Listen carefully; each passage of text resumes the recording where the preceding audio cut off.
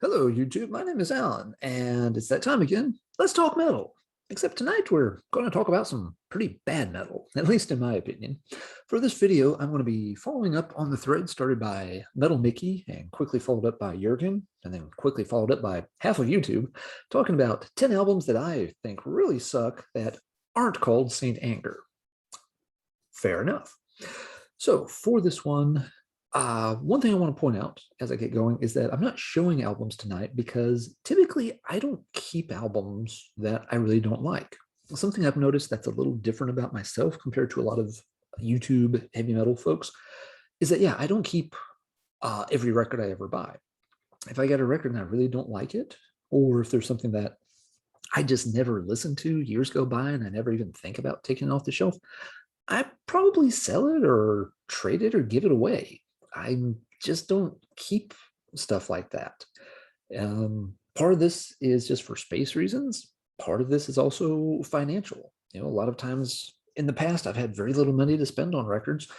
So trading things, selling things to used CD stores, that was a way to get some extra cash so that I could pay bills or get other albums that I wanted.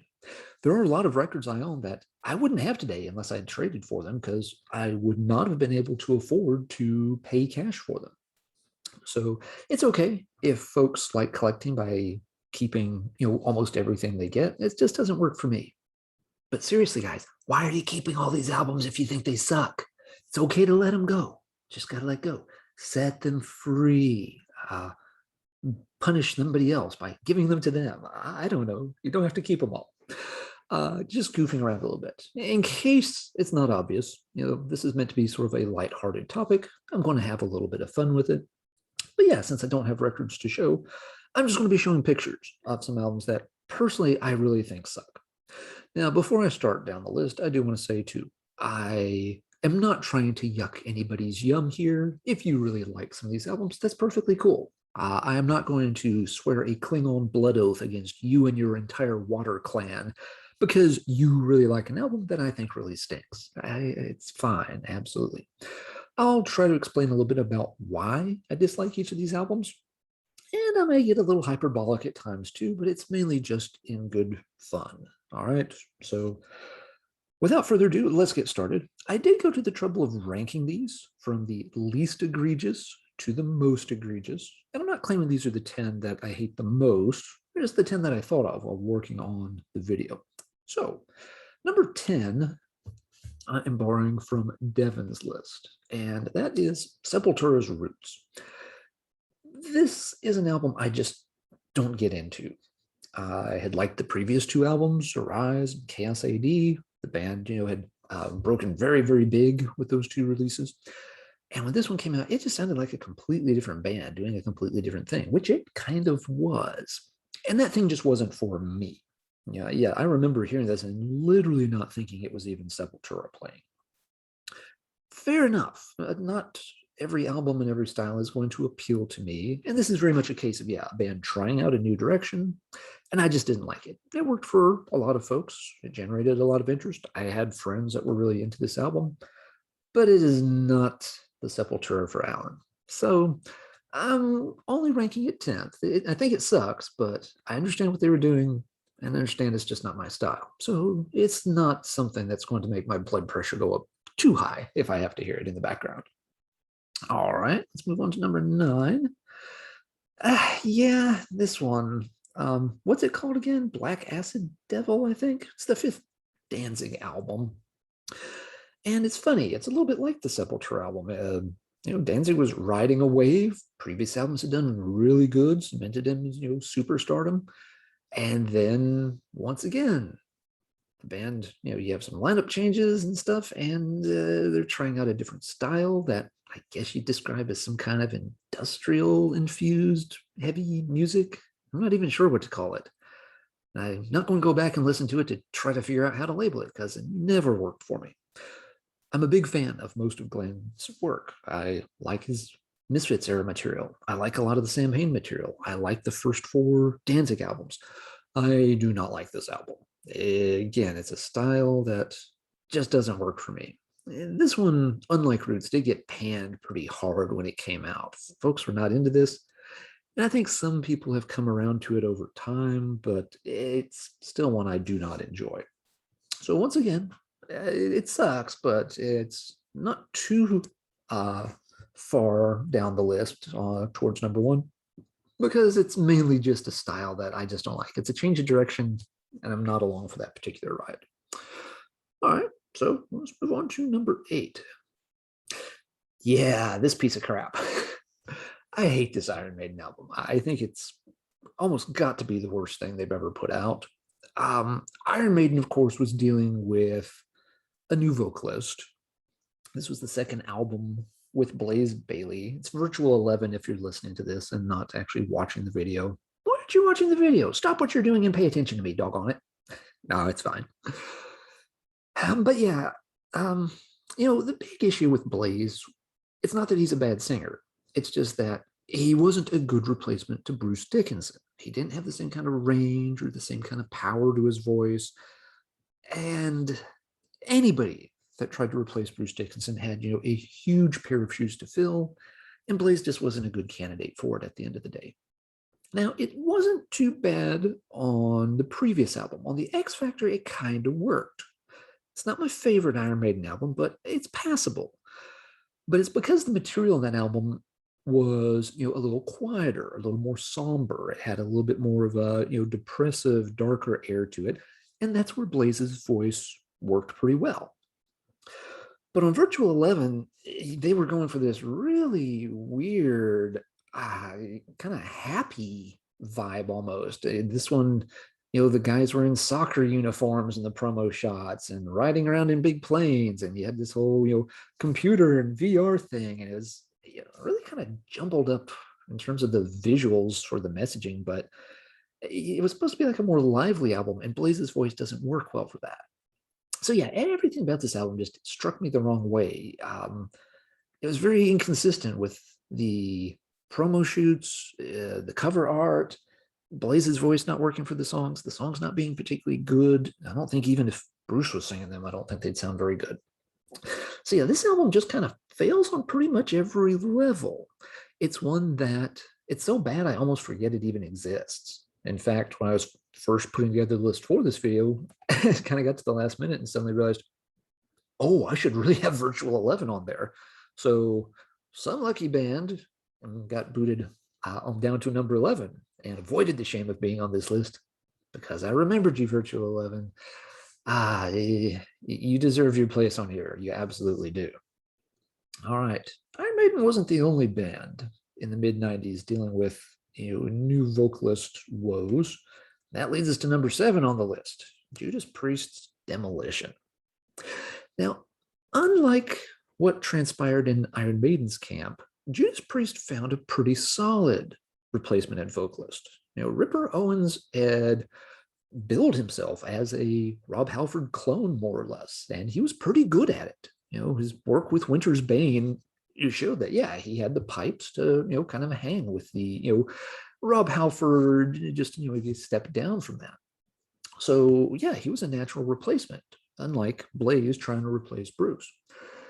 And once again, the first album Owens did with Priest, Jugulator, it worked okay. I don't think that album has aged very well. At the time, Priest fans were pretty happy with it. Myself and my friends included were like, yeah, this isn't bad. It was very aggressive.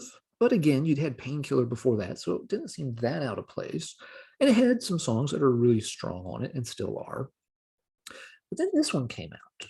And this one's like dog poop on a sidewalk. It just sits there and stinks. Doesn't do anything else. Nothing. Not a bit. There were some warning signs that should have told me this album was going to be really bad. It kind of came out of nowhere. I remember there being relatively little fanfare about a new Judas Priest album. It just kind of popped up as like, oh, they have a new album out. Well, I had no idea. That's something if I should have known about. It also hit the used bins pretty quickly, which should have been a warning sign. But I picked it up out of one of those used bins, played it a few times, quickly realized why it was in the used bin. There's just no good songs on this album. I don't know what happened to the songwriting, but it just is really flat. These are not good songs. It's not Owen's fault. Again, he's capable as a Judas Priest frontman, but these songs are just flat. They're dull. They sit there and they stink.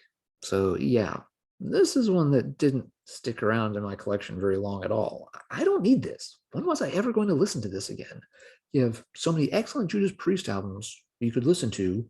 This was never going to come off the shelf. I played it a few times. I gave it a fair chance, and I confirmed that this is a terrible album. All right, what do we got at number 6? Oh, yeah. Overkill's I Hear Black. One of the biggest listening disappointments of my life. This one came out in the spring of '93, and traditional metal really needed a shot in the arm in the spring of 1993. Your thrash bands were quickly fading out of the scene.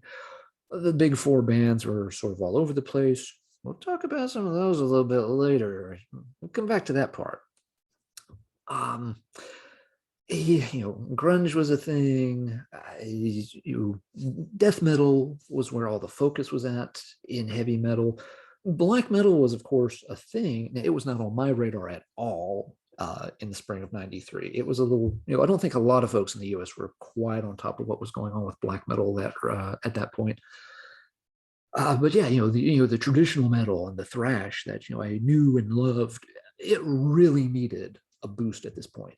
And in spring of '93, Overkill was coming out with a new album, and I could not have been more excited. This is the band that had made such killer albums in the past with Feel the Fire, Years of Decay, Horoscope. Yeah, this was going to be the call to arms and the rallying point to get real metal back on track. I remember the day this came out. I went down to the local indie store. I'd saved my money for weeks to make sure I could buy it. It was a spring day, very gray, very cloudy, dreary, but the sun was kind of trying to poke out. You felt like maybe there's a rainbow in the sky. Maybe it's a good sign. It wasn't a good sign because this is not a good album. This album just always feels very sad and very tired. Bobby Blitz, is a great vocalist. He can put, so much, just hate and vile and vitriol into his vocals. And on this album, he just sounds kind of sad. Like, okay, guys, let's get through this song. I'll do my best. But you just feel like none of their hearts are in it whatsoever. This album, by the end of the first time I played it, it struck me, this is the epitaph to thrash metal. The scene is done. If Overkill can't do better than this, nobody's going to come along and revive this for a while. We'll just move on to the days of death metal and groove metal and whatever else. R.I.P. thrash scene. Stick a fork in it. It's over. And yeah, to this day, this album just still resonates as one of the biggest disappointments ever. I'm not mad at you, Overkill. You bounced back. You did some good stuff after this. Not all of it, but some. I'm not mad at you. I'm just disappointed because we needed you to come through and you failed to deliver. I hear black. I hear crap. All right, now we get into the top 5, and here's where the blood pressure is going to start to go up a little bit because these albums are getting pretty bad in Alan's book. Number 5, I'm picking Manowar, Gods of War. Manowar is a band that, for a lot of folks, is kind of a love 'em or hate 'em affair. I get both sides of it. I love a lot of Manowar. The first album is very fun in kind of a corny way. The second album, they start getting that epic metal vibe nailed down. They absolutely kill it on albums 3 and 4. And personally, I don't even mind the albums they did for Atlantic, Fighting the World, Kings of Metal. I know for a lot of folks, those are a little too cheesy. They are cheesy, but they still have enough metallic oomph to them to deliver the goods. And I like those albums. They're great.